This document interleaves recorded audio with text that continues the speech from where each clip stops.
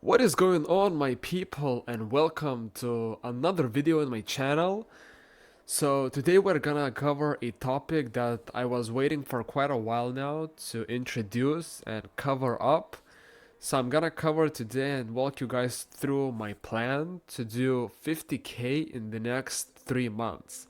And I'm very excited to show you this because I have already started to work on that with my partners. So we are already attacking the industry and the market.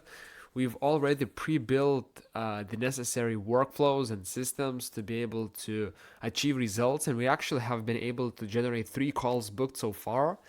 So it's actually moving pretty well, and we've established and foreseen that in the next 3 months, if everything actually went pretty well, this business can hit more than 50K a month in recurring monthly revenue. So I just want to walk you guys through the industry we're gonna target and the potential solution we're gonna offer. And by the way, my voice is a bit daunty, like it's a bit crampy because I have this sickness a little. So mind me if I'm speaking a bit strange on this video, but I just didn't want to wait anymore and just introduce you guys to what has been going on in my business life. So yeah, let's I guess let's dive in right away. So very simply, this video is gonna be again not too long, not too complex. I'm gonna just simply show you the industry we're gonna go after, just more about this industry, what kind of potential it has, and then I'm gonna just quickly show you our solution. Again, this is very simple. I'm not gonna go into any detail or any complex like breakdowns, just to simply show you what it looks like from the outside. Because once we will sign a couple of clients, I will probably do more breakdowns and dive a little bit deeper into every part of what it takes to actually sign a client and fulfill them. So you can guys maybe take some inspiration or even get into this yourselves. So cool. So the industry we're gonna go after, and we are already going after, is logistics freight forwarding. Now, who doesn't understand about this? It's completely normal. Actually, once I started, I didn't had any idea of what it is because this is fairly unknown market segment, and it's something that if you are not into logistics, if you don't really understand what logistics is, you're probably not gonna know as well what freight forwarding is, because like this is a part of logistics. Like freight forwarding is a branch of logistics. So if you don't know logistics, you're not gonna know about that. So I have prepared this small cheat sheet, sort of an explanation, like an introduction to the industry and how it works. So freight forwarding is a service-oriented industry that specializes in coordinating the shipment of goods from one place to another on behalf of the shippers. And here is how freight forwarding typically, like how the process of freight forwarding typically works. So we have first, which is the booking or the shipper, like the exporter. They contact a freight forwarder to arrange the transportation of goods, and the freight forwarder then books space on the appropriate transportation made based on the nature of goods, destination, and required delivery time. So, for example, if the booking is, for example, let's just say China phones manufacturer, like just say, or Samsung manufacturer, then they contact, for example, they have their package ready to be sent and ready, to be imported for other country, exported for other country. They contact a freight forwarder for them to be able to arrange the whole transportation. Then what happens is, second part, documentation. So that freight forwarder then prepares all the necessary documentation for the shipment, including export and import documentation, customs clearance forms, and any other required paperwork. Then we have transportation. So the freight forwarder arranges the transportation of the goods from the shipper's location to the destination, and utilizing a combination of transportation modes if necessary. So for example, they document the entire process, like they fill the documents, clear all the tax requirements, all the declarations, like everything, and then they decide and communicate with the necessary transportation, whether it's plane, truck, train, like it doesn't matter. Um, the fourth one, the fourth step, what happens in this whole process is customs clearance. So the freight forwarder then handles all custom clearance procedures, ensuring that the goods comply with all the import and export regulations. The fifth one is tracking and monitoring. So throughout the transportation process, the freight forwarder keeps the shipper informed about the status of the shipment, providing real-time tracking and monitoring services. So imagine this as anything that you order online, like any sort of a product that you order online, especially internationally. If you order something that's outside of your country, you usually are provided with a tracking system. For example, it could be like, for example, let's just say DHL, this company. Like I'm sure some of you have ordered something online, and then if you have ordered through these guys, what is gonna happen is after you have placed your order and everything has moved in, the company, the booking company, like the exporter, if you have ordered a phone, the exporter will communicate with the freight forwarder for the freight forwarder to organize the entire shipment and transportation. And once everything is done, once the documents are filled, the transportation is decided, the customs are cleared, and the tracking and monitoring is decided, you're gonna get a code that you're gonna have to fill in that process, like in the system, and you're gonna be able to track your shipment, like your product. That's how it works. And then after that is delivery. So once the goods reach the destination, the freight forwarder arranges for the delivery to the final destination, whether it's a warehouse, distribution center, or even directly to the customer. So this is how it works, and we've been a part of this whole stuff all the time. We just probably never knew. At least I didn't. So I'm not sure, guys, how did you? But I never knew that this is how it works. And after I've been able to get a chance to analyze this industry even more, I uncovered and discovered that there is so much potential to like money to be made. There is so many, like, I guess not necessarily so many problems, but so much that you could help those freight forwarders, optimize and automate and even improve in their whole operation. It's crazy. So, and this is something that not a lot of people will actually be looking at, because this stuff is more complex, more difficult, and for you to be able to not only help them, but to understand how everything works, you have to do like your due diligence. You have to do the research, learn, and then think of ways you can help them. And this is very good because the competition is not high. Believe me, what we are gonna be doing isn't very cramped or very filled with people or agencies. So we are few of the people or few of the solution providers, and that's how we're gonna be acquire most of the market share. Now, to give you the idea, probably I hope you understood the process. If you didn't, then just go online and just search freight forwarding, and you're gonna see like examples. They're gonna be explained a lot more complexly on the internet. So I just picture like a simple process. There is like the shipper, and the shipper communicates with the freight forwarder.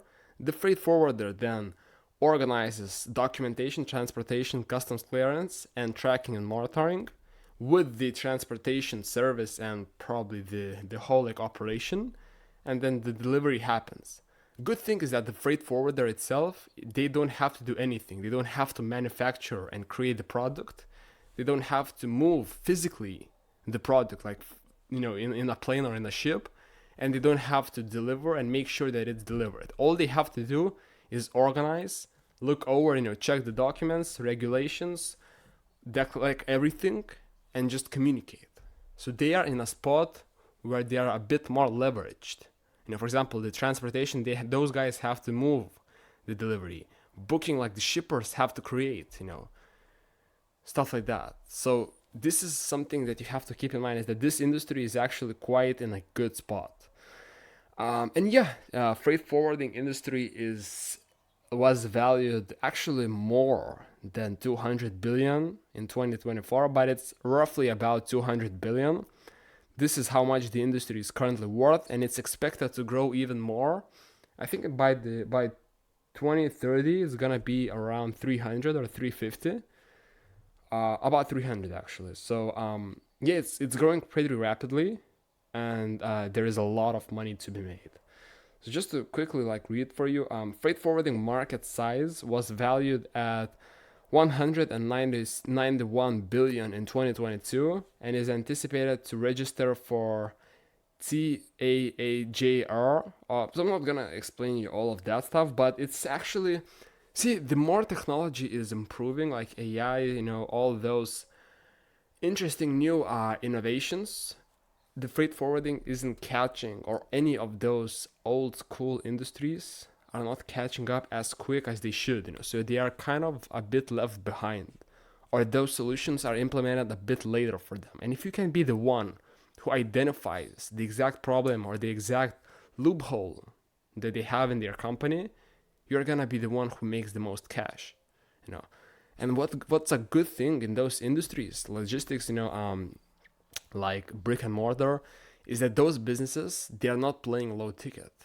They are like, their average deal sizes are between like 50K to a million or even $10 million.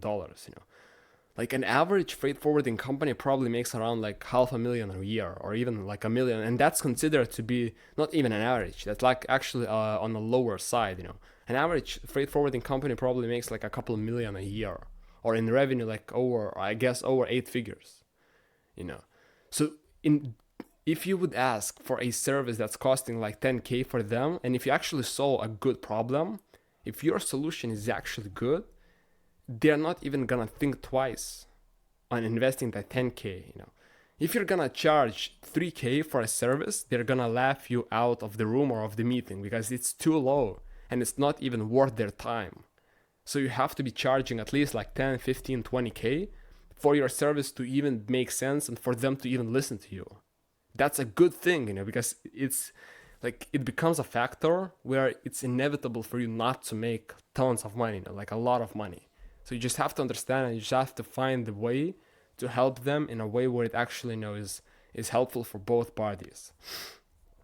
So this is what we decided to go after, and our solution is pretty simple. We are gonna help them automate or improve in an efficient way their sales solutions, which means for them, we're gonna help them get more, booking clients, like the shipper clients, because the freight forwarder works with the manufacturer, and we have to make sure that they get as many inquiries as possible. There are actually a bit more ways the freight forwarding can operate, but it's the simple way. I guess we are gonna see what we're going after. I'm not gonna explain everything, by the way, through this video because we're still figuring the process out. But the main thing we know is that we're gonna help them automate or improve or get their systems more efficient through like sales solutions. So it could be email service, it could be any implemented systems, like getting clients, talking to clients, SMS, like as well as end-to-end software. So like a good software is GHL, Go High Level. It actually applies more to the online industry because freight forwarding logistics is very it's very not local, but it's not online. Like a lot of it's done like through phone, through handshakes, through just talking to people, and they don't have much of a outside software to manage, except like those DHL tracking systems like I showed you guys here before. So there is a lot of ways you can help them. You just have to make sure that you identify the right mechanism and the right loophole, and you have to make sure that you are the expert, that your solution is the best there is. There are no like problems, there are no errors. Of course there could be, but you have to be just quick to fix them. And if you actually click with your solution, you click with your service, and you know what you're doing, you're gonna make shit ton of money. So this is what we're going after. We have already booked 3 calls. One of them was show up, and that one show up almost agreed to the service. Our current deal size, I think, is about $13,000, like an average return we get on a customer, but it's structured in a way where we get some of that upfront as a deposit, and then we make the rest out of a fee out of what they make as a client. So for example, if the freight forwarding company signs a client, we just make a fee of that client that they sign, and then we just install the entire sales like solution, sales system. They get to keep that, and we make shit out of money because, as I said, their deal size is a lot of money. Like they make a lot of money out of one client, and it sure as hell is more than like 5k, 10k, or 20k dollars what we're gonna charge for them. So this is my plan, to make 50k in the next 3 months, because quite frankly, all we need to make 50k is probably sign 4 clients.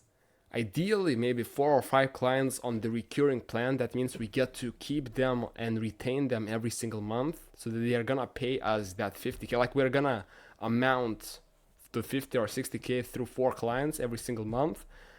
And this is it. We've got 3 calls or 4 calls so far. We are scaling up our acquisition, and our goal is to get to 1 call booked a day, ideally, and obviously out of that 1 call, ideally to be qualified.